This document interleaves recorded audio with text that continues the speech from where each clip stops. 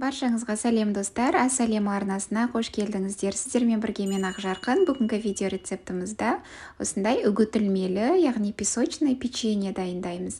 Құрамы қарапайым, ылғида үйден табылатын заттар.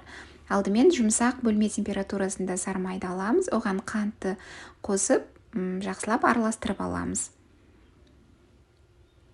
Он електен ұнды өткізе отырып, ұнды қосамыз.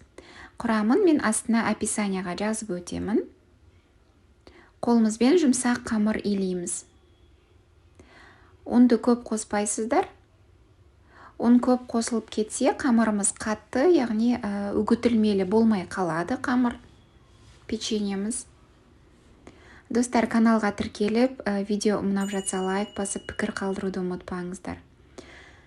Мінеке қамырымызды илеп алдық. Видеодағыдай осындай үгітілмелі, яғни тез оңай бөлінетін болу керек.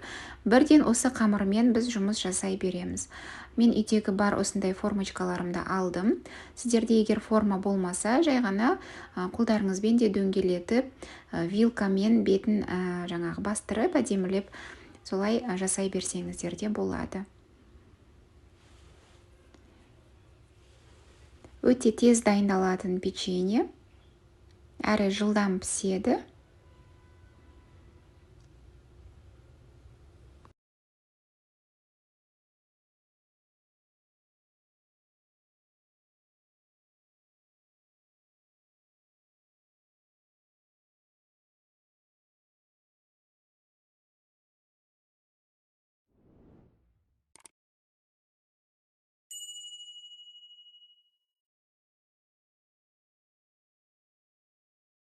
Печеньенің барлығын дайындап алдым. Енді бетіне сүт жағып шығамыз, немесе жұмыртқаның ағында жақсаңыздар болады. Мен жай ғана сүт жақтым. Яғни бетіне қант себем, сол кезде қантты ұстап тұру үшін мен сүт жақтым. Алдын ала 170 градус қызып тұрған пешке 12 минут қана ұстап пісіріп аламыз, қыздар. Өте жылдам піседі. Егер артық ұстап қойсаңыздар, онда күйіп, өте қытырлақ болып қалады. Осындай өте әдемі, дәмді печеньелеріміз дайын болды.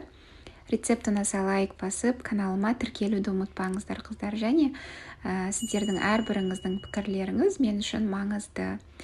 Сіздермен болған Ақжарқын, сау болыңыздар.